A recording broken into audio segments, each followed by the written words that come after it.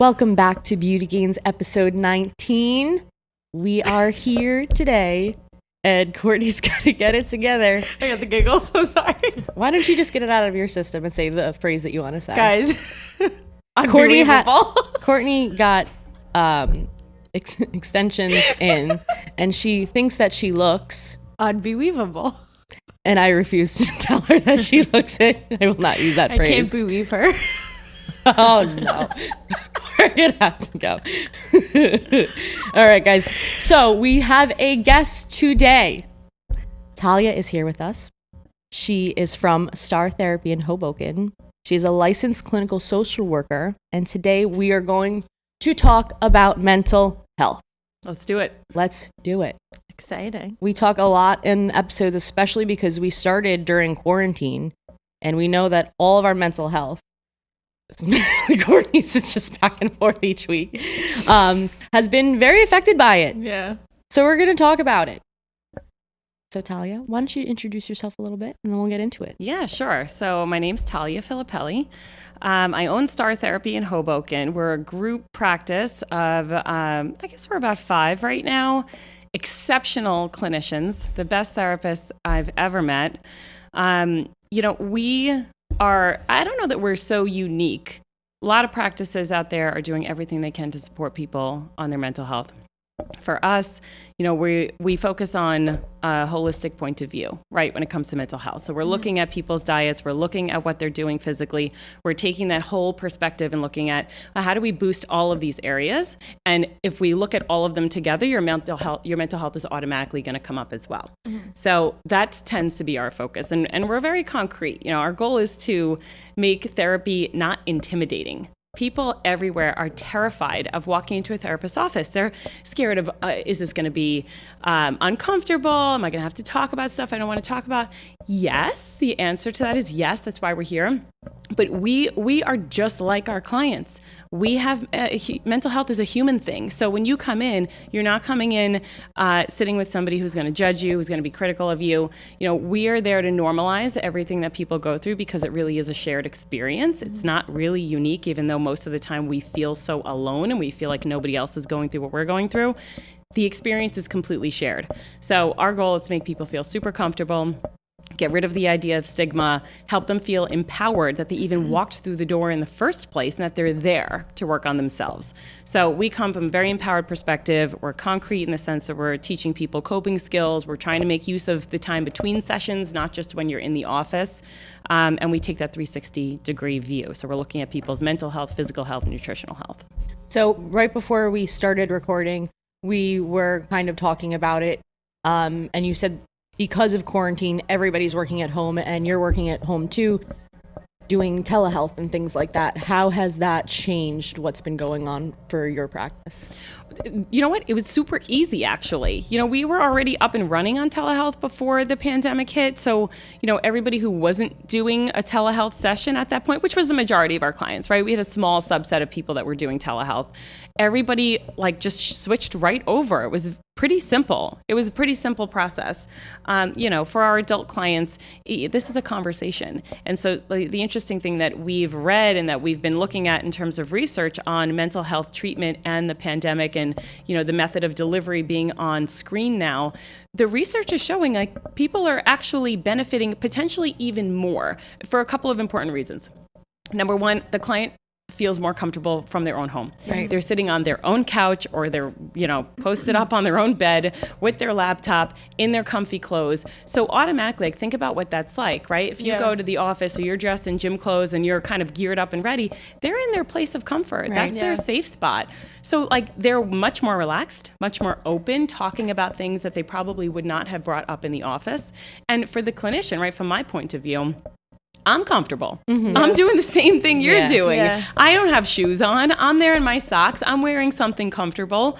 I'm relaxed. I'm nice and relaxed too. That's not to say that we don't feel relaxed in the office, but there is something different about talking to people. It probably eases the anxiety of okay, I'm going to therapy. I know what I'm going to talk about. I know versus you're just already at home. You're all right, well, this is already happening today. And I'm at home dealing with it, so then you just kind of just easily talk about it. And I feel like the whole getting in your car, driving to therapy, it's just I'm going, like you said, going into these office and it's you're already thinking about everything that you don't want to talk about, things that are bothering you. So it's going through your head and you're spiraling already before you even get somewhere on the drive, when you're just, it's 9:59, 10 o'clock, get Time on my to sign in. appointment, we gotta go Exactly. in, and then you just don't have time to kind of put yourself into like this suppressive or like, I don't like want you to do could it, be I in don't like want to your do it. sweats, because I feel like some people probably are like, I need to like I'm going out of my house, so I need to like get ready and like kind of thing, instead of like I'm in sweats. Let me put my laptop in front of me. Yeah, people worry if they're going to run into somebody at the office. Yeah. So there's like this element that's just eliminated when you do telehealth. And we have people, I had clients who I would tell them every once in a while, if they'd have to travel for work or they had to skip a session, I'd say, hey, do you want to keep the session and we'll do telehealth? Right. And they would refuse. And I have one person I'm thinking about in particular, and I was telling him for years, we can just do telehealth when you're traveling for work or whatever. And he's like, no, I don't think it's going to work. I don't think it's a good fit. I want to be in the office. And I'd say, okay, like whatever works for you. And then the pandemic hit, he had no other choice. And he's the first guy to say to me now, Talia, I do not care when you go back to the office, because I don't think I'm ever coming. I'm never coming back because this is too easy. It's too perfect. It's so accessible. It doesn't matter where I am. So, he's a believer, I'll put that in air quotes, but he sees the value in it. And that's what's been happening in the gym as well. We see that a lot of people, because of it, either just have accepted working out at home or figuring out at home now. So now it's a lot of online training. Some people love to come in just to get out of their house kind of thing, which probably is another, for some of your clients, they would like to get out of the house to go to see you. So with it, why don't we divulge into mental health in itself? What do you come across most of the time? What are the people that you're seeing coming with you about? Oh, easy. Anxiety. Yeah. Anxiety is the number one reported symptom by people. And you know what it is? And this is one of the things that I differentiate for people. Anxiety is a clinical term, right? It's in our manual. You can be diagnosed with generalized anxiety disorder, but you can also have, excessive worry and fear and stress. And those are normal terms that people find to be more accessible, right? A lot of people may, especially with stigma and people sort of having these preconceived notions about mental health, they'll say, I'm not anxious, I don't have anxiety. Okay, but if you worry and you have fears and it's debilitating, That's anxiety. That's anxiety. And by the way, so does everyone else. Everybody deals with that. So why not come in and get the treatment for it? Because it is so super common. We're constantly teaching a lot of the same skills, to be honest, to help people deal with these symptoms because they're just so widespread. Right. Yeah. Do you think that, because I know, excuse me, a lot of things in modern day that might have been going on back in the day, people are talking about it more and trying to normalize it more. Do you think that people are becoming more anxious, or do you think that we're just becoming more aware of it, kind of thing? Probably both. I think mental health across the board is triggered by all kinds of different either global or local events that people are experiencing, situations that they're in. So, does it mean that we're all going to, like this, the whole world is going to be anxious all the time? Right? No. And that's honestly one of the things that I keep emphasizing anytime I'm talking about mental health connected with the pandemic, that this is a huge opportunity. It's a huge opportunity for people to reframe the way they think about mental health, the way they think about anxiety or worry or any of these sort of key terms, because within this is also the chance for resiliency. Which is there's a lot of different definitions that people use for resiliency. For me, I think about resiliency in the sense of you go through something super hard and you allow that thing to shape you into a better version of yourself. So you come out stronger as a result of going through a difficult experience. And I'm sure if you girls look back in your memory, even for 1 second, I'm sure you have things you've been through that when you reflect back, it's like, wow, I got through that. That sucked when it was happening. I didn't think I'd be able to get through it, but I did. Yeah. And here I am. And what did I learn from it? What wisdom am I taking with me? Because all of that is what helps people the next time they have a trigger or the next time they have a spike in their anxiety. They're going to rely on skills they got last time they went through a really hard time. Right. Yeah. I would say about like 2 years ago, I started to like realize like what anxiety was, because I just had like a really shitty year, and then I was just changing things with my work. Like I quit the salon, I focused just on growing Glow, and I would have such anxiety because I'm like, oh my God, I don't have clients this week. How am I gonna make money? And then like I would just stress myself out. And I remember I called my sister, and I'm like, I can't breathe right. And she's like, you're having a panic attack. Like, relax. I'm like, what is a panic attack? Like I can't, literally, like I thought I was dying. I'm like, oh my God, what is this? She's like, Court, just count to 3, breathe. And I'm like, what is this? And she's like, you're having anxiety. Yeah. And then I started to like realize it. So then I would try to find like things to like do. Like if I have like a panic attack, I'll like rub like right here, and like I'll just count to like 3 because it distracts. Like I read it somewhere, it like distracts you. And I used to get them driving to clients, because I'd be like, I have to be there at a certain time. I have to get to another client. And then I'd worry about traffic. And then I'm like, okay, my clients know I'm at other people's houses. It's fine. Relax. Like I just kind of start talking to myself more. And I noticed that helped me a lot. Yeah, so you're doing something, right, Yeah. by nature, and maybe you just came up with that on your own, or you read it somewhere, but that's called reframing. Yeah. Right? You're taking your immediate knee-jerk reaction was panic, right? Oh my God, what are my clients going to say if I'm 2 minutes late, Yeah. or I have to get to this person's, I got to get out of here on time to Yeah. get there on time. So what you did was reframe, right? You step back and you look at the situation from a slightly different perspective, which you just said, right? Yeah. Okay, my clients understand I have other people that I Exactly, work with, yeah. and I'm going from one place to another. They get it. So it's like, right, Yeah. they're a human just like I am. Yeah. This is all going to be okay. And I started to like just switch up, like instead of just like being like on my way, I'd be like, just got to my client's house. I'm in this location. I will be 20 minutes, and then like kind of explaining it. And then like as soon as they say like, take your time, that like relieved me. I'm like, okay. But as long as I know that they know, instead of like just me like showing up being like here, because I feel like other people would be like, well, when is she on her way? Like, you know, like, so as long as they knew where I was, I feel like that helped me more too.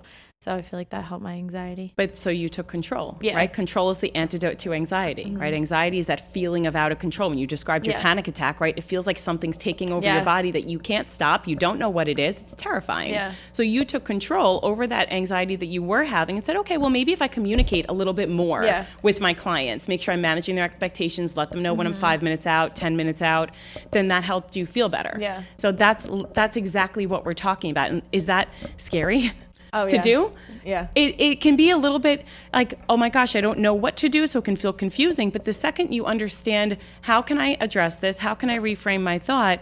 You can really bring your symptoms down to a much more manageable level. That to me is the definition of therapy. Yeah. Yeah. Right? It's not meant to be a scary process. It's meant to be an empowering process. So you feel like you can manage your symptoms on your own without them running your life. Yeah. There's a lot of, when we talk about something that's happening, excuse me, something that's happening, of thinking about, am I in control of this? Can I change this? Is it something that's in my control that I can change? Or am I willing to change it as well? So a lot of time thinking about what your situation is, am I in control of it? What am I in control of? And how can I take control of it by doing what steps, rather than just kind of letting it snowball and going and going Yeah. and going, and you start spiraling. It's just, what can I do about it? Am I going to do something about it? And if I'm not willing to do something about it, should you stay upset about it? Yeah. Yeah.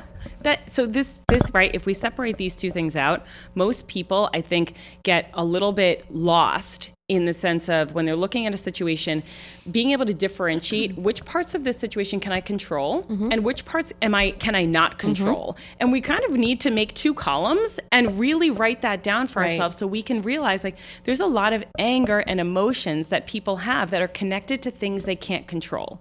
So a very silly example is the weather, right? Yeah. If the weather's not what you want it to be that day, you can be pissed off if you want to be, but ultimately you have no control over Correct. changing the weather. Yeah. What you do have control over is what you wear. Yeah. How you prepare for the weather that day. Yeah. Yeah. So we try and like shift people away from focusing and getting emotional about the things that they can't control. So that part is acceptance. And then, okay, let's take our action steps and let's deal only with the things that we actually can change and Yeah. control. Yeah. I'm a big road rage person. Oh, yeah. Being on the road is, again, all the other drivers are not in my control, Right. but I still have the need to tell them how terrible of a driver they are by myself in my car. I used and just to start be like yelling. that, yeah. But I started to realize, like, because there's days I'm constantly driving in and Yeah. out of my car Yeah. all the time. So like for instance, like a couple weeks ago, like when my grandpa like just got into the hospital, I was like just out of it, kind of driving. You know, like have you ever just like felt like that you're just like listening to music, and like I feel like I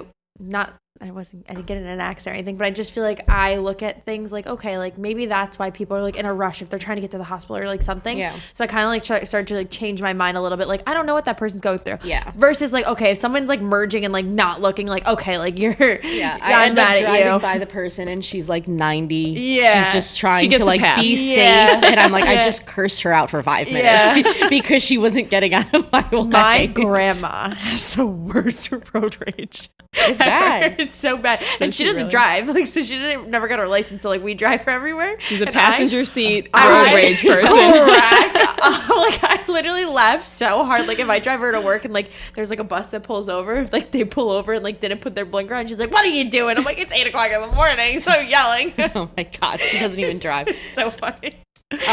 So going back to it, do you think that a lot of anxiety or a lot of triggers happen more or less when people are growing up and then it just kind of piles up? Or do you think that it can be separated? Do you think that it comes from childhood traumas and that people have never dealt with, whether it be like a very minimal scale or a very abusive scale? Or do you find that people have normal upbringings and then later on in life things hit them? What do you think the difference in there is? Yeah, so people struggle with all the above, right? Everything you just described. It depends. So some people who have a predisposition, right, a genetic predisposition. So if you have a mother, a father, a grandparent, somebody in your family history that struggled with depression, anxiety, or any mental health disorder, you are predisposed. Now that does not mean that you are guaranteed to be diagnosed with that disorder at all. It doesn't mean that you're guaranteed to have those symptoms or struggle with that in your life. But what it does mean is you have like more of a vulnerability to it. So whether or not that sort of gets triggered in childhood and becomes something you struggle with your whole life, or you don't struggle with it and then you get into adulthood and all of a sudden you're in a situation that brings out those types of symptoms, right? Situations, that tend to trigger that. Transition to parenthood, right? People who are having their first children, that absolutely is a very normal part of the transition to parenthood. People with job changes, promotions, people losing jobs, so all kinds of like lifestyle transitions, relationships ending, that kind of stuff can bring out symptoms like that. As far as childhood traumas, people, I don't know if, is the question that you want to know whether or not people deal with the childhood traumas or whether or not it becomes a lifelong struggle, or is there a possibility of treatment that can help you leave the past in the past? Both. Hit us with all of it. Yeah. I hear you. So childhood traumas can be processed, right? We have all different techniques that we use in order to help people cope with their symptoms more effectively. Some treatments are more effective for some symptoms, right? So there's CBT is the most evidence-based treatment method for anxiety. So you'll see people who do CBT.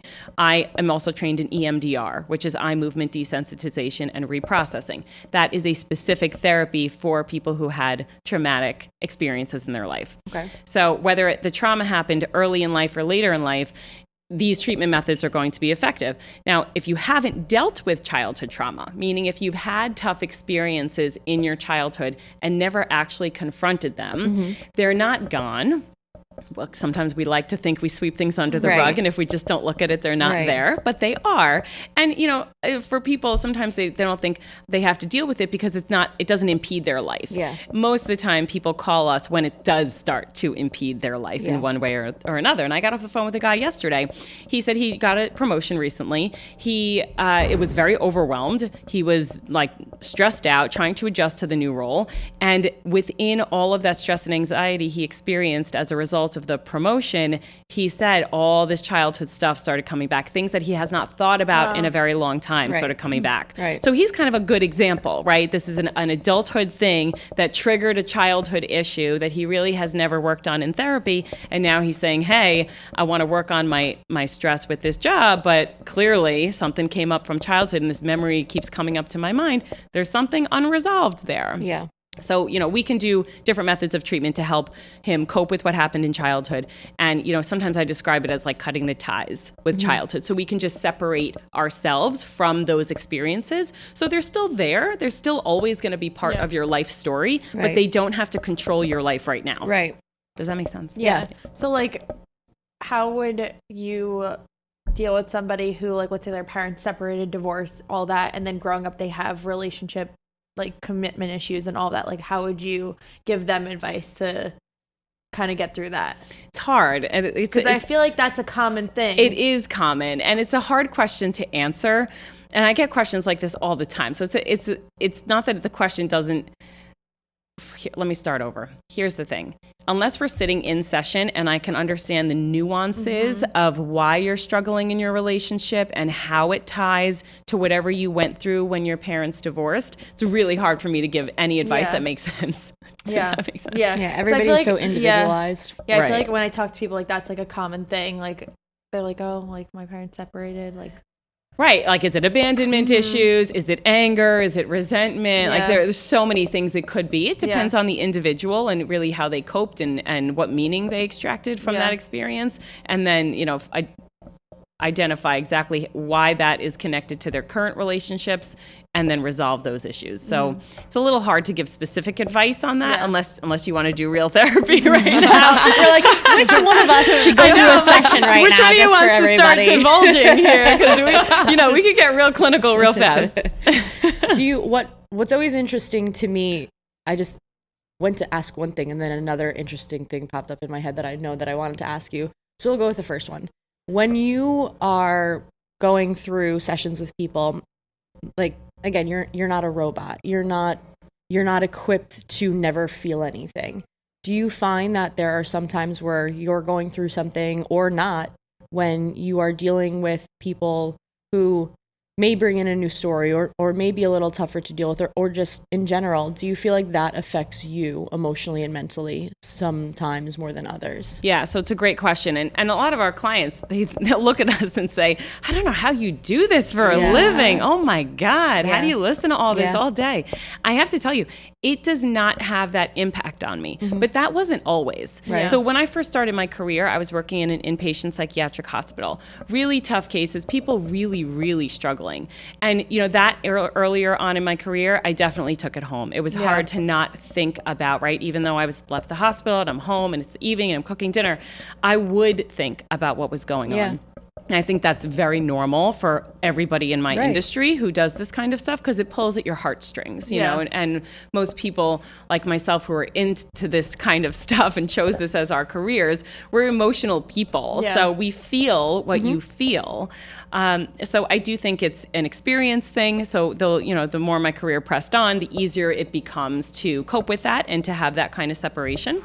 Now, on the other side of it, I think, people go through all kinds of stuff that is very normal and stuff that I've gone through. Right. So I try and normalize a little bit. Your therapy session is not going to become my therapy session. But what we do is make sure that we're normalizing because so many things people are going through are so super common.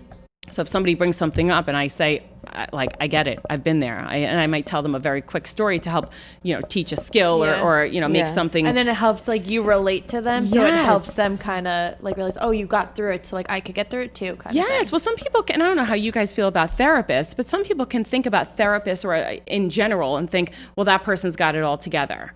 And we're normal. I look at you guys like a normal people. We are normal people, just like everybody else. We struggle with the same things, So we all have the same challenges. So I do think it's a beautiful part of the process to connect with clients on that way by not being afraid to say, I hear you, I've been through that. Yeah, I think that's also keep comparing the two. Sometimes I feel like, and we talk about this all the time, that when people come in, it's a conversation. So people come in and they're comfortable with you for a training session or sit down at the chair, and now it's their first time sitting down, so they're decompressing and they just lay out all of their stress on you.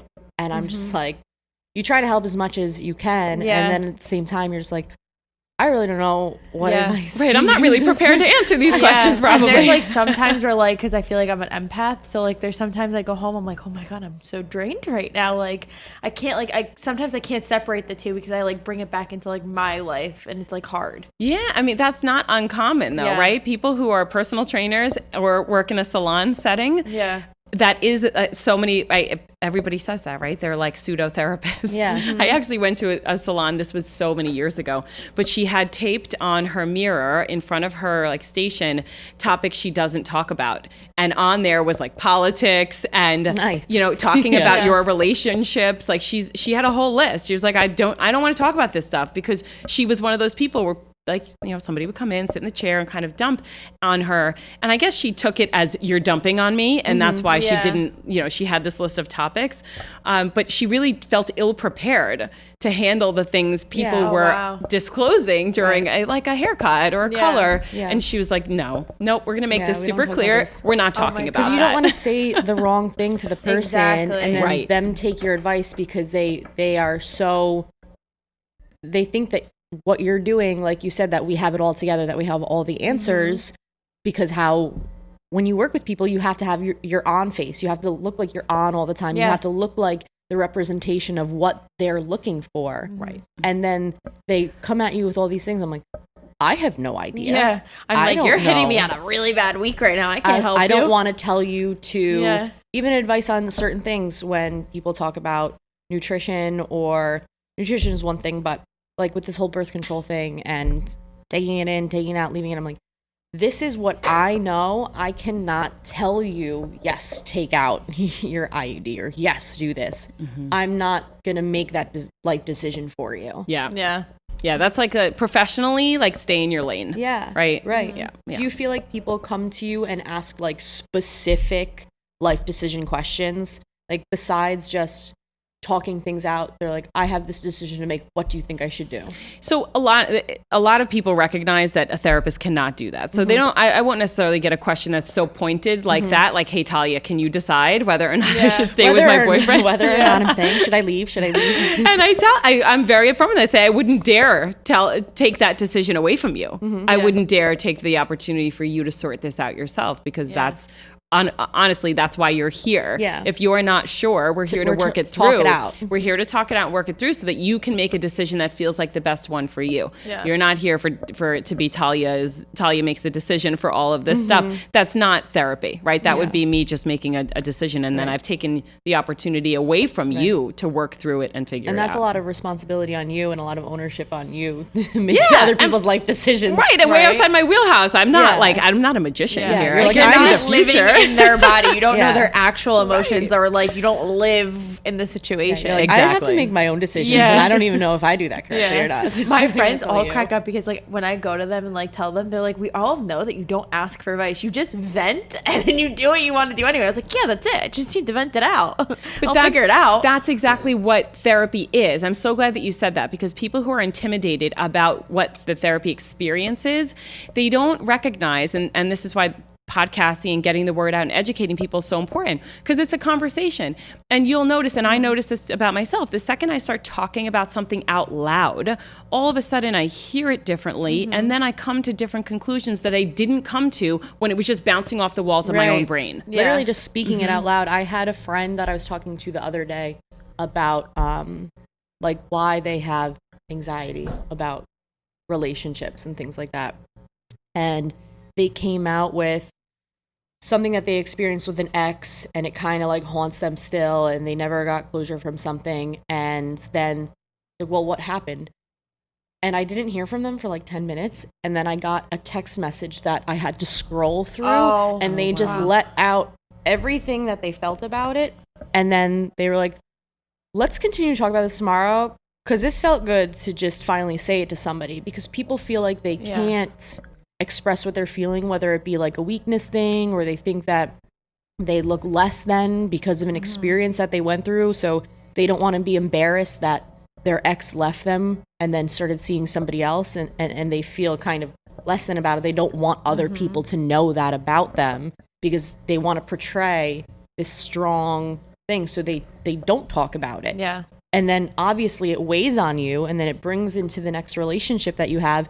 And then when you finally just said it out loud to somebody, again, they're not, I don't know everything about them, but they just decided, okay, do you really want to know about this? Yeah. I wouldn't ask if I didn't want you to talk about it. It's not like, funny. Tell me this. I don't, never mind. Okay, we're done with the conversation now. And they were like, I want to talk about this more, because it feels good to finally get it out.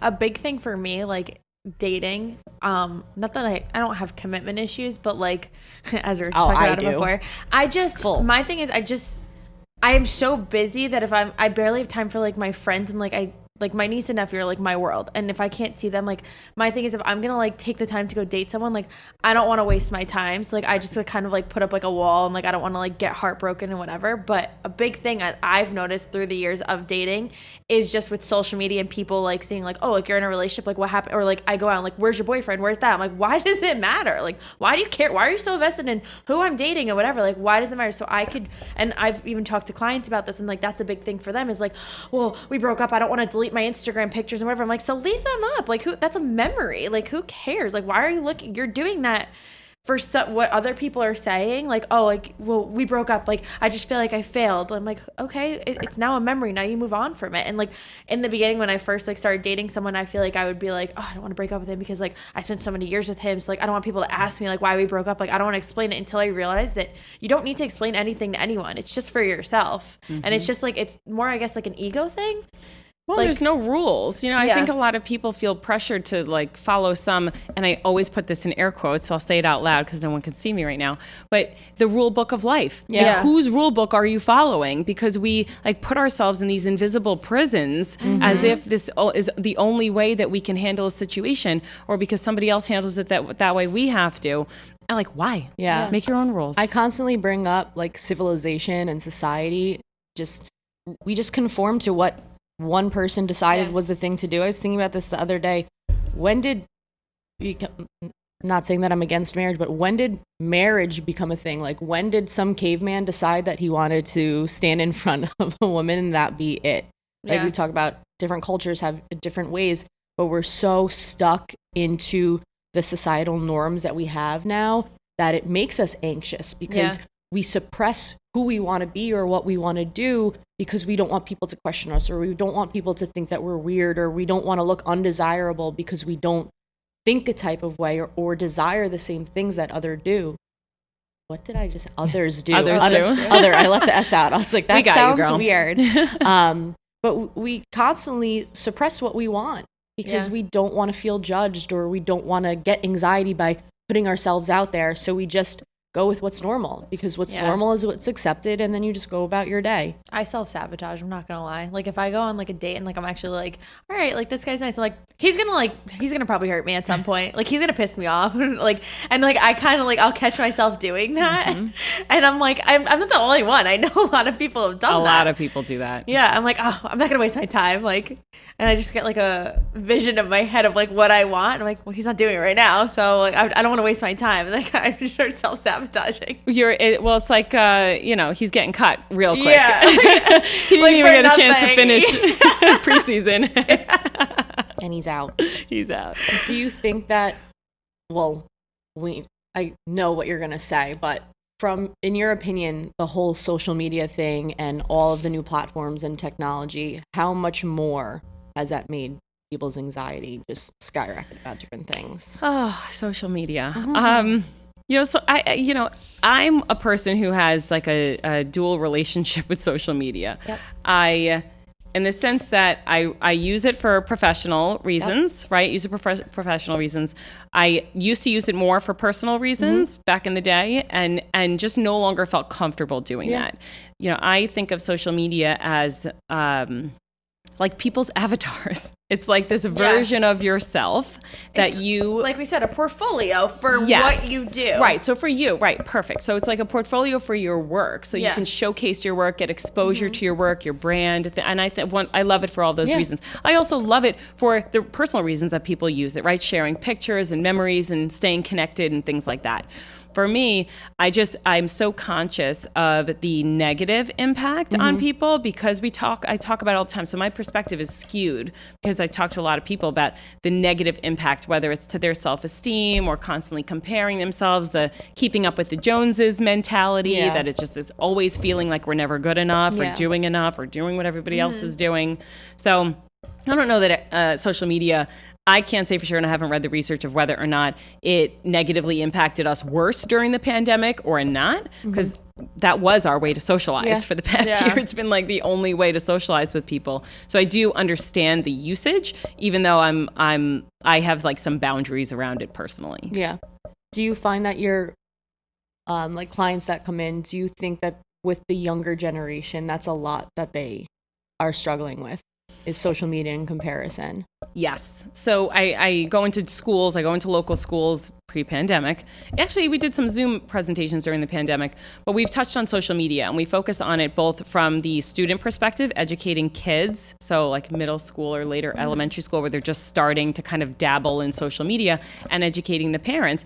Because a lot of kids don't necessarily look at it as this like avatar, like I'm talking. This is a highly curated version of your life. It's not your life, but it's a highly, you're selecting and then leaving out certain things on purpose. You're making a highlight reel for your life, essentially. Right. Like, I'm not going to go show, like, I had a horrible day. Let me go showcase that. No, you're going to maybe post a pretty picture of yourself and boost your confidence a little bit. Exactly. So there's a little bit of a tipping point, though, because I want all kids to understand the nature of it. So you need to understand that that's not everybody's whole life. So if you look at somebody else's profile and their posts and they're always rainbows and butterflies and doing awesome things, you need to know in your brain that that's just one part of that person's life. Because we all of a sudden see these things in our newsfeed and assume that's someone's whole life. And then there's jealousy and competitiveness and wanting to do that stuff.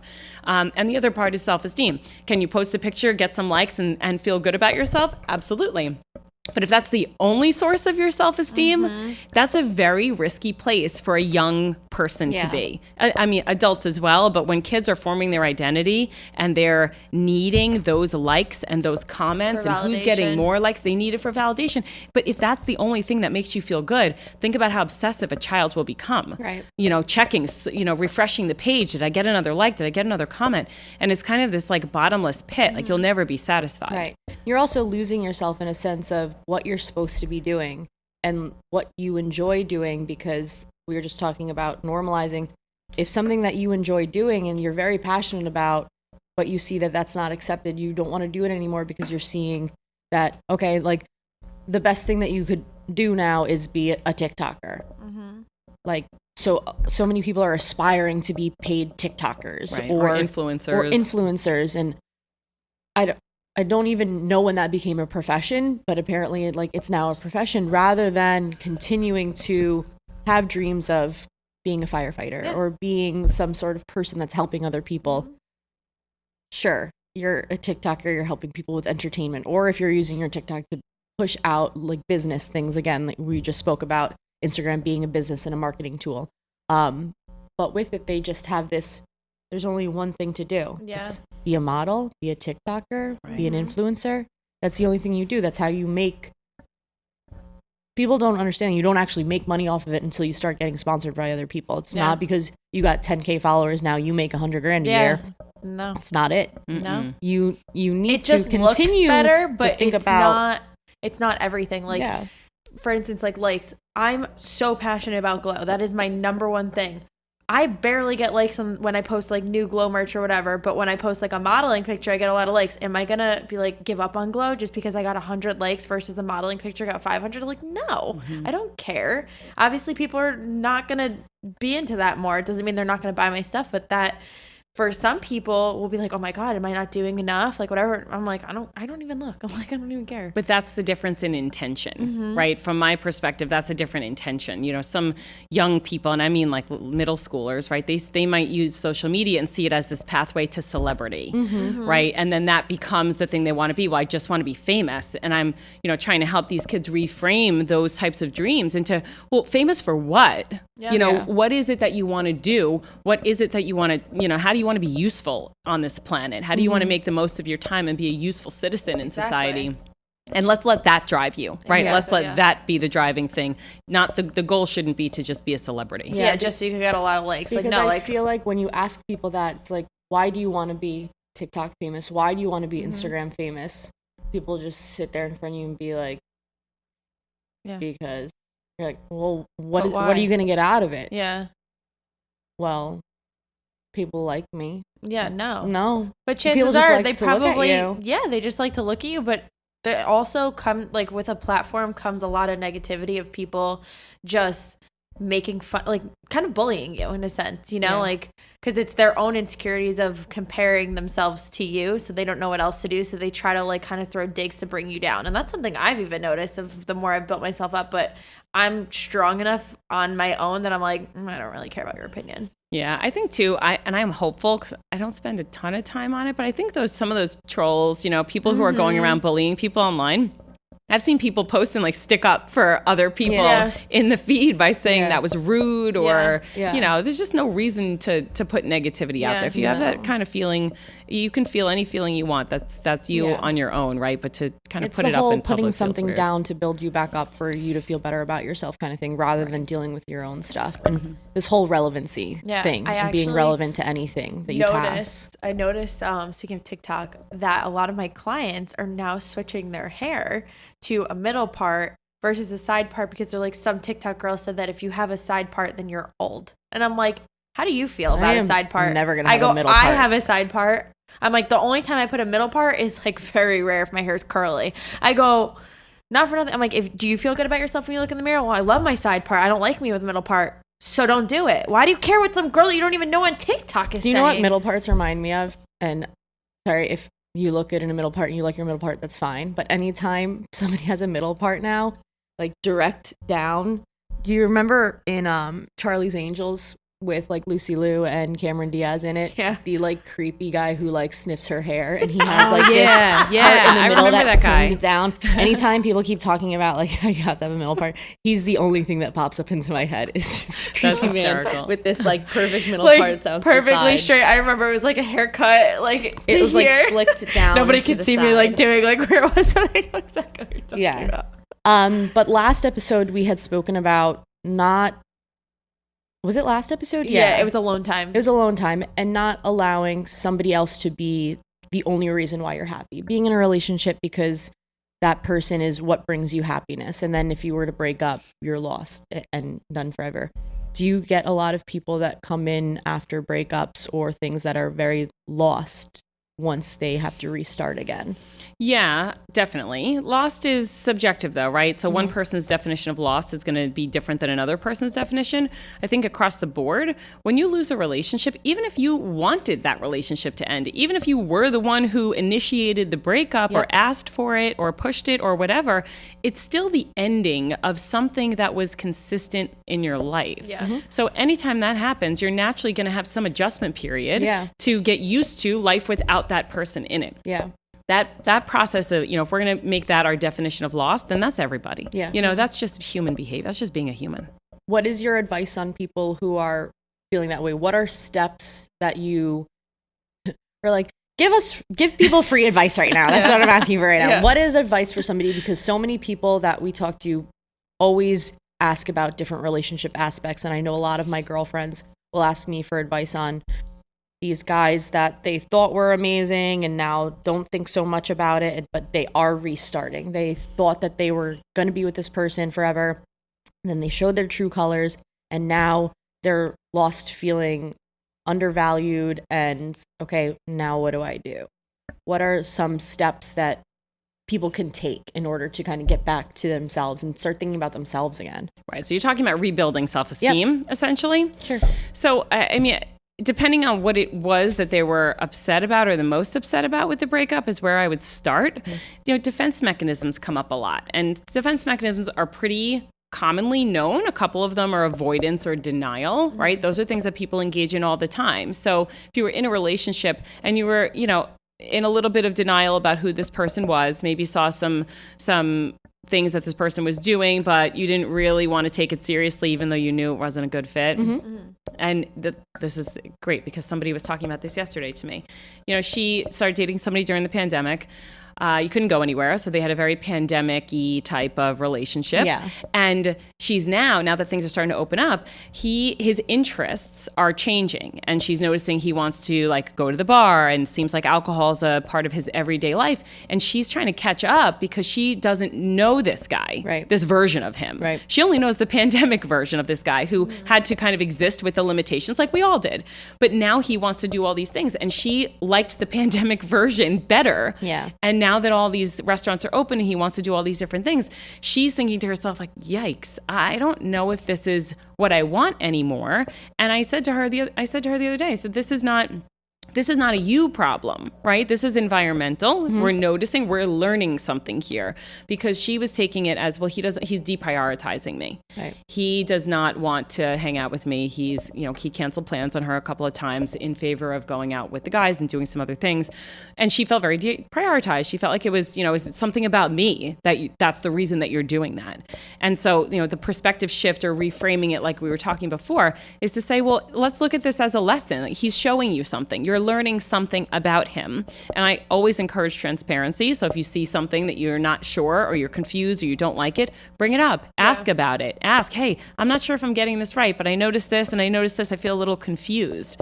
So that's one thing, right? To make sure that we're not resting our entire self-esteem in putting that in somebody else's hands. Right. You give a lot of power to people when you do that, and they can do whatever that we can't control other humans. Yeah. So something that's super important to us, you're going to take this and just hand it to some other person. Are you kidding? Yeah. So we talk about how to get that power back, right? How to sort of reestablish yourself as a secure person by taking lessons rather than looking at it as, he's not doing this because I'm not good enough. Right. Yeah.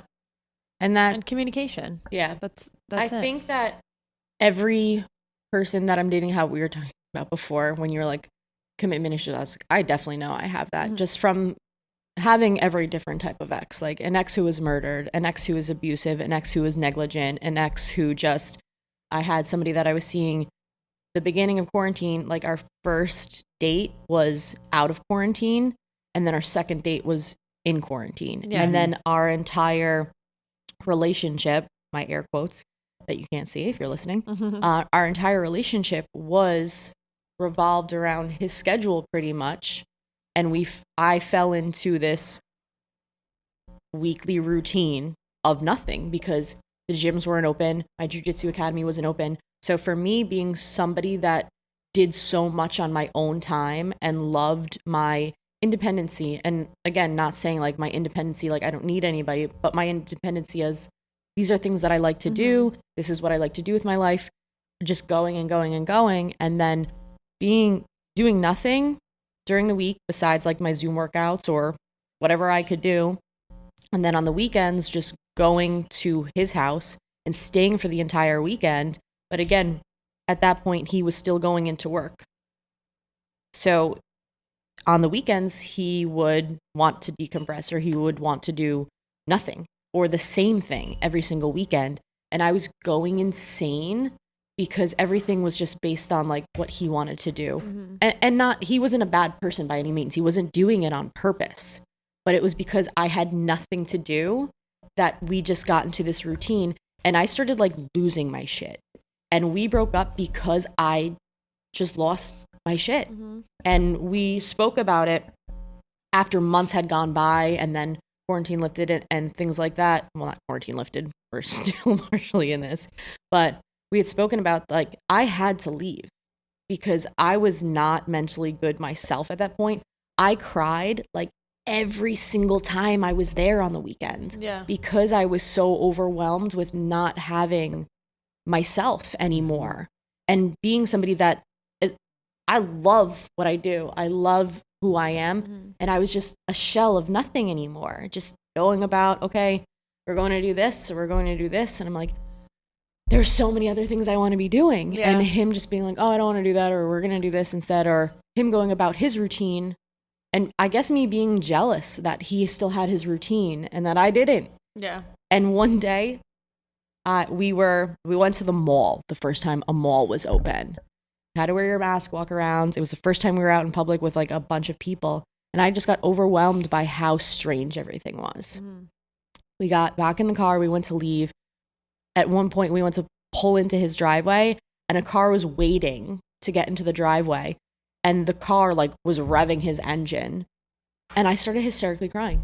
And he was like, "What's wrong?" I'm like, "I don't know. That guy's a fucking dick for no reason." And I just lost it because I was just so out of touch and out of tune with everything that I had, that I could give nothing to him anymore. Right, like, and it was like the guy in the car was just the trigger, right? Yeah. There was all kinds of build up to that. Yeah. So much build up, and then him just revving his engine, full mental breakdown. And he was like, "What just happened?" I was like, "I don't know." And that's the thing, is like, when things finally build up and just one thing just like breaks the camel's back, you seem nuts because what the fuck? He just revved his engine because he wanted you out of the way. And I'm like, I don't even know why I'm upset, but there's just so much frustration built up that this is it. This is it. I'm crying. And then I was like in a slump for 2 weeks. Didn't want to get out of my bed for 2 weeks. It's very common. Yeah. It's so super common. I mean, I can relate to that just having kids, like you feel really out of touch with who you are because your whole routine changes. It's like, well, where am I again? Yeah. I got lost. Yeah. It happens to a lot of moms. It's the same feeling though. Yeah. And that's why not so many people, I hate when I say so many people say this, but people will tell me, they're like, "How can I be as strong and secure as you are?" You're like, I'm still trying to figure it out right now. The guy revved his engine and I hysterically cried and went into my bed and went into fetal position for 2 weeks. Yeah. So like we keep saying, normalizing the fact that like shit goes through everybody's head all of the time, and random things do trigger you, but being able to acknowledge it and not curling into a ball forever, like taking your time to decompress is huge, to acknowledge it. And like you said, like taking the steps to go see a therapist in any sort of a counselor, a therapist. If you think that somebody suggests that you need a psych at that point, like it's all right to go and do. When I remember when I was in college and my one ex-boyfriend, I found out, was murdered. People were like, "You need to go see a counselor. Like, there's no way that like you're going to be able to get through this on your own. Like, I get that you're tough. I get that you don't think that you need to go speak to somebody, that you'll get through this on your own, but you should probably go and speak to somebody." And how you said earlier, like how people think about therapists, I think when you have a bad run-in with one type of professional, you just box them into like, I don't want to ever do that again. So at this point in my life, I should probably still go and see a therapist. But because of the person that I spoke to right after my ex was murdered, I never want to go sit with somebody in an office again, because she was so terrible for what I needed. She would forget information that I told her. Like, I would go in, she would give me homework to do exercises to like weed things out. And again, I played field hockey. I was a double major. So I was busy and still took the time to do these exercises to talk about afterwards. I would go and she would forget that she gave the exercises to me and be like, "Oh, we'll go over that another time." Would never go over anything that I did. So I'm like, okay, cool. And then would forget details. So again, like I said, he was murdered. One day she asked me, she was like, "Well, how did you feel once you heard that they like found him after he hung himself?" I'm sorry, he didn't hang himself. Yeah. So if you're reading a wrong file or you forgot what I fucking told you. Yeah. And then I went to change my counselor after seeing her like 3 times. I was like, I'm not doing this. She's making me worse. She's making me more angry. And I was already an angry person. I went to go change my counselor, and there was 2 people in front of me on the line, and he was trying to change his counselor. And the girl at the desk was like, "We don't really change counselors. We like you to stay with who you started." I was like, you cannot tell somebody that they have to stay with somebody. If that person really needs that much help and you're telling them, "No, stay with the person that is making you uncomfortable or making you worse, because we don't like to change counselors. You need to like work on things." Absolutely not. I didn't even go up to the desk. I walked out of the counseling place and never went back again. They tried to call me up for a follow-up thing. I never went back again. If I was more unstable than I was as a person, like that could have been it for me. You know what I mean? So I think that seeking help, and if you don't find the right person, don't give up. Don't give up, because at this point, I probably, if I would have went back and found a different therapist, or because I have a lot of friends that go to therapy. And some people are like, I didn't like this person, but then they found somebody that they absolutely loved. So from my advice and experience of me being so stubborn at this point, being 30, if I would have talked to somebody if I would have talked to somebody after I had seen that woman and had such a bad run-in, I probably would have dealt with a lot of shit that I still have not dealt with now. Unfortunately, that's a very common experience. People call us all the time and say, I tried therapy years ago when I was in college or here or there, and say they never went back. That is so unfortunate, right? And it happens. And here's the thing. Every therapist is going to bring their own personality, their own sort of uniqueness to the experience. So you have to go into it knowing that, right? And not give up until you find somebody that feels like a good fit. And we tell people all the time, your resume, of course, you want a clinician to have the skill set that you need in order to accomplish your goals. But secondary to that is the personality fit, right? It's just that level of comfortability. Because if you're not comfortable with this person, you're not going to tell them your deepest, darkest secrets. It's just not going to go down that way. And then the experience is not going to be productive, which is me a waste of time for both people. Right. Waste of time. And then you also start to feel, again, for me, I started feeling worse because I was like, therapy was supposed to help me. And this woman triggered me even more to become more angry about it. And then I didn't want to talk to anybody about it anymore.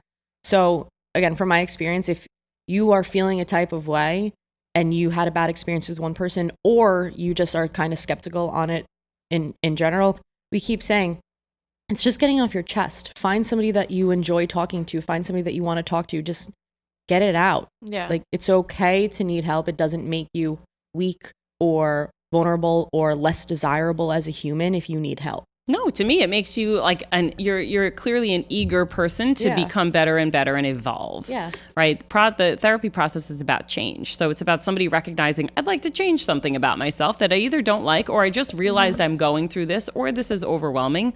So to me, it's like the most brave people who want to evolve and grow and change are the ones who come in. But I wanted to say, while you were talking before, I've had 5 different therapists myself.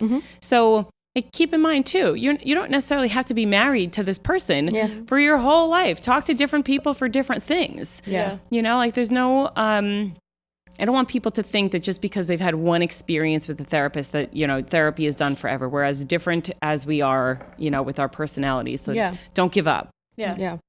And say it's people, I think that we care so much about not wanting to hurt other people's feelings too. So like if I was to go to you and like, we're having a great time right now, we could go have a drink. We could talk about life. It's fine. Yeah. But if I went in and had a therapy session with you and it wasn't working out in that sense, you can't feel bad for your therapist that you want to see somebody else. Yeah. It's like doing the exact opposite.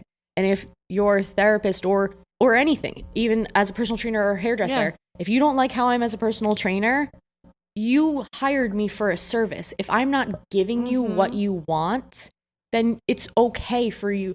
Our general goal, like you as a beautician, you as a therapist, me as a personal trainer, our goal is for you to get what you want and for you to feel good about yourself and for you to get better. So if you're feeling like you're not getting that from whoever you're seeing, if the person takes it offensively, that's on them. That's just on them. That's something that they have to deal with, that they feel bad. I've had people that, again, I train them over quarantine and now they have a different personal trainer. I still message them. I'm like, you look fucking amazing. Like, awesome. Like, you should want somebody that wants you to get better. And if you need to go elsewhere for it, that person should still feel the same sort of like, good for you. Yeah. Good for you for fixing yourself and good for you for standing up for yourself. If it's not something that don't waste your time, don't waste your money. Yeah. One of my best friends, I used to do her color, like I made her blonde and then changed her hair color a lot. And she wanted this like specific color that she had in her head. And I was like, and she didn't like what I did, but she's like, you did great. And I was just like, I think that, I didn't have a lot of time. And I was like, I'm not going to be upset. Like and I gave her recommendations. I was like, go to these 2 people. Yeah. Like, it's fine. And then she went around and she's like, no, you're right. I actually end up like liking like your color better. So like now she comes back to me, but she's like, you're not mad. I'm like, why would I be mad? Yeah. This is for you to feel good about yourself. If I'm not doing what you want, it's okay. Yeah. Maybe that's a specific look that I don't do. Like that really platinum blonde. Maybe I'm not doing the right formula for you. And that's fine. I like a specific formula. This is what I like to use. If you don't like the line I use, then I'm fine with you going to someone else. And for a little bit, she felt like uncomfortable. I was like, I'm not mad at all. Like finally she wouldn't even like talk about it. I'd be like, oh, you got your hair done, it looks good. She's like, yeah. She's like, don't talk about it. My nail lady just called me out the other day because I grew up in Rockland County. I live in Ridgewood now. And I always went to the same nail lady because she was in the complex of my gym that I worked at. So I was over there seeing my niece and my sister. So I just stopped in there, got my nails done. Now this time when I went back, I sat down and she's taking off my old French and she's looking at me. And I've only been to this place a few times since I moved here. Recommendation from Tut and Rue when they get their manicures and pedicures. But she started taking it off and then she asked me in her little accent, she was like, what you came in with wasn't from here, right? And I was just like, she's calling me out that I didn't get my nails done here last time. And I was just like, yeah, no, I was somewhere else. You guys must have been busy, and like defending myself, like, no, I'm so sorry that I went somewhere else in the meantime. Like, you shouldn't feel it's okay for you to get things done, for you to go and talk to somebody else. Yeah, multiple people going on. It's what you want. Yeah. So don't feel bad that you're going to offend somebody because that's just adding to your anxiety that you were already trying to deal with. So true. So true. Take my sip. I'm very thirsty today. What is not your go-to? Because everything is individualized, I know. But very simple tips of if anxiety is starting, like Courtney said, like with the scratching of her hand or something like that. Are there specific things that help more than others when somebody is feeling anxiety? Is it more of a mental, like talk yourself down? Is a physical distraction a good way to start it leading into something? So there's like a zillion different ways to cope with anxiety. It really, I teach people tons of skills, and I always phrase it as an experiment. And I say that specifically because you don't know which coping skill you're going to like best, which one's going to be most effective for you. Yeah. So I always encourage people to try a whole bunch. And obviously you can Google online. There's tons of resources online. One that I can give quickly here today, I do something called instant vacation. You might see it online referred to as safe, calm place. And what it is you know, if you're feeling anxious, you sit back, close your eyes, and it can be guided. So I guided a client through it yesterday. And what I did was kind of asked him to close his eyes, understand the weight of his body in his seat, kind of feel the heaviness of his body, ask him to take deep breaths. And then I lead him into this sort of visualization exercise where I ask him to go in his mind, in his imagination, to a place that feels really safe and really relaxing. He ended up, I found out when we completed the exercise, he went to Porto, Portugal. Okay. And he went back to a memory. It was the night before he proposed to his girlfriend. And as I'm guiding him through the visualization, I'm asking him to notice I ask people to turn the volume up on their senses. So what do you see? What do you hear? What do you smell? Who are you with? And so as you start to do that, you're actually tricking your brain into believing that you are in Porto with your fiance. You're going to propose tomorrow night. So you trick your body into believing that you're there. And what happens is your body responds appropriately. So your body will respond as if you are actually there. And the people that can do it really well, and sometimes that takes a little bit of practice to really get into the visualization. And he remembered a band was playing and he could hear the music and he could hear the waves. They could see the boats. And so he went into great detail. And the more detailed you can get with it and the more you can involve your senses, the more effective it becomes. So, and it's like a 2-minute exercise. Yeah. And you can stretch it out, of course, and make it a much longer sort of guided visualization type of thing. Or you can just do that on your own. There's no props. You don't need anything. People who are listening today can take that with them and do that anytime they're feeling anxious. Right. There's sometimes, like I was driving to go visit one of my friends, like even like an hour drive, there's sometimes where I get like anxiety just driving too. So like let's say I was driving, had anxiety, or like was getting a panic attack, what would you recommend for someone to do in that instance? Pull over. Yeah. Yeah. You definitely do not continue driving Yeah. if you're having that intense anxiety or a panic attack. Like, I you remember it was like can't a couple drive. years ago. I was driving home from Lake George, and like I'm like really like farsighted. I can't see, so like I need my glasses. But I was like driving in like the fast lane, and like the oncoming lights were bothering my eyes, so it'd start like messing with my eyes a little bit. And like there's nothing like wrong with like my vision other than like my glasses, whatever. So I like pulled over, and I remember like I called one of my friends, and she's like, just breathe, like whatever. And she's like, I'll stay. She stayed on the phone with me for 4 hours. I was driving home from Lake George, stayed on the phone with me for 4 hours just to like calm me down. That's a And, good like, friend. I know, such a good friend. But I remember like, so I always like think about that sometimes. I'm like, oh, like when it's like nighttime, like I don't like driving because like the oncoming headlights like bother me. So like I drive like more the slow lane now because it bothers me. But that's how you Yeah. cope, right? Like, is that So not now- a change you made in order to Now feel better? I'll put on like, I don't know, like it depends on like what my mood is that day, but I'll just like put on like music to like distract me, or I'll like pick up the phone and like call a friend to just like talk. I'm like, talk about yourself. Like, Yeah, things Get like that. distracted. Coping skills like that will always be effective. Yeah. Definitely. And they're easy to, if you're in your car, it's easy to voice Yeah. dial people or pull over if you're feeling anxious. Those are all good techniques. Yeah. So when you were just talking about the exercise, it reminded me of the second thing that I wanted to bring up to you. And it kind of goes in with what you initially said when you were explaining how you guys are at your practice with like the whole holistic thing and like food and everything like that. So I always think it's important for people to understand that your body is like chemicals. Your body is very receptive to anything that you do. Thoughts set off different chemicals. Food can trigger different types of things. So with it, can you explain a little bit on how chemical reactions happen in your body and different things that you find with foods and type like that helping people's moods? So the way that we talk to people about it is to educate them on certain hormones that are secreted during stress. So Right. when your body's under stress, there's going to be a lot of cortisol that's pumping. Right.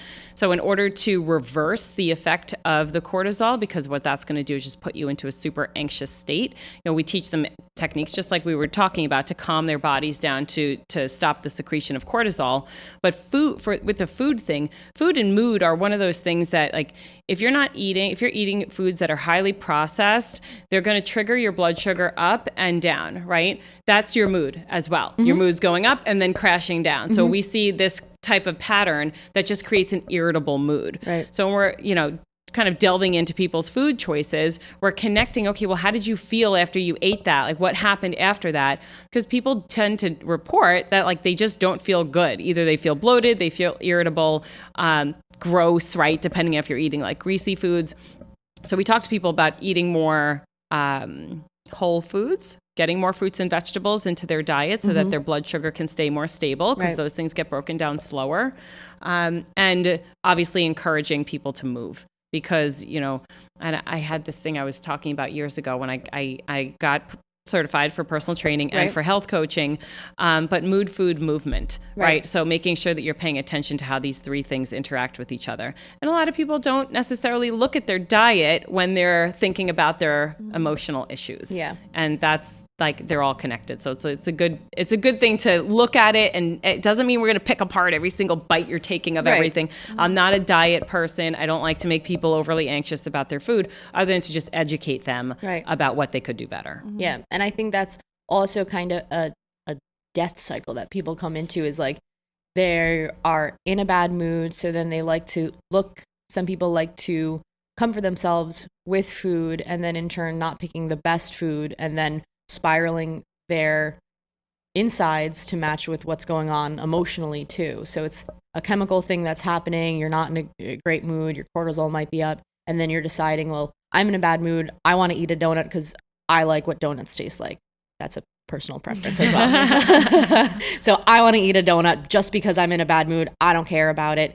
And then in turn, the donut, and then you start divulging into it. And once you get sugar in your body or any of those starchy carbs in, then your body starts to crave it more. And then you get into this cycle of depending on food to feel better, even though the food is what you're choosing is also making you feel worse. So you think it's a comfort food, but it's actually making you spiral more and making your insides match your chemical thing, and then you're just going. Well, it's just so temporary, right? That the donut, I'm sure, tastes delicious while you're eating it. Delightful. Right? Of course. Your insides don't taste it anymore. Exactly. Yet you're still, right? It's already in there, right? So you're kind of left having already done this to your body or put this type of fuel in, which is not very high quality. Right. And it leads to, that becomes the coping skill, right? There's healthy coping skills and there's unhealthy coping skills, and emotional eating is definitely one of those that everybody does. Everybody engages in it to a degree. So I'm not here to criminalize for sure emotional eating. Me as the person that me does too, everything. Totally. But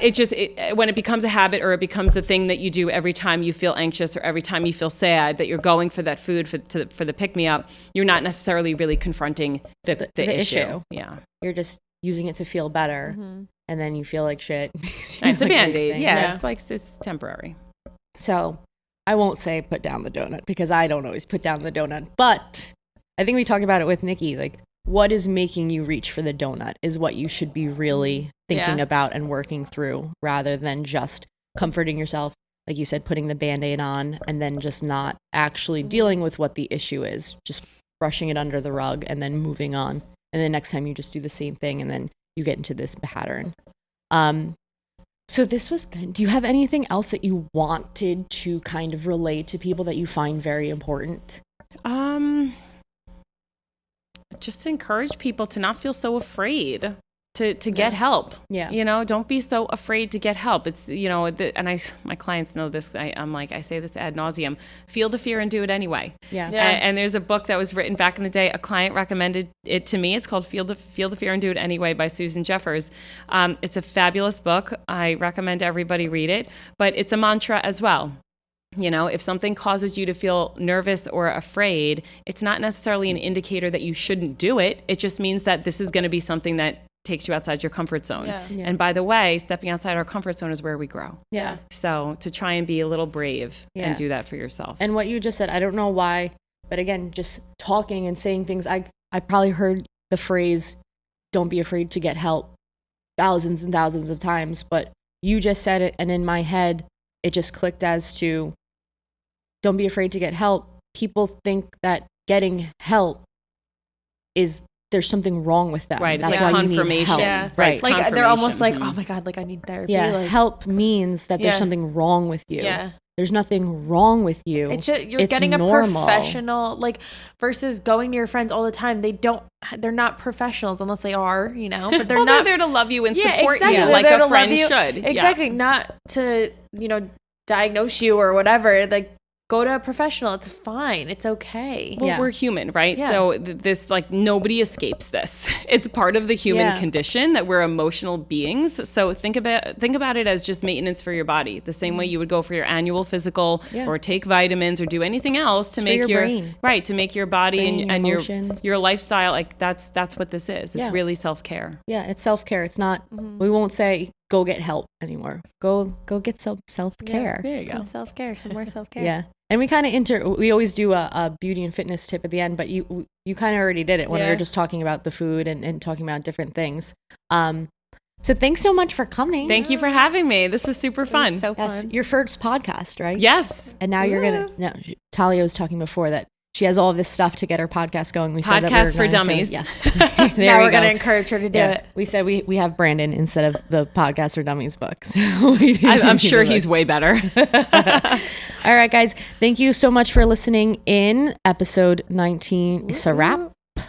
Thank you to our sponsors, Glow Commando, No Indie Sleeves, FT Performance Labs. Check you later, guys. Go get some self-care.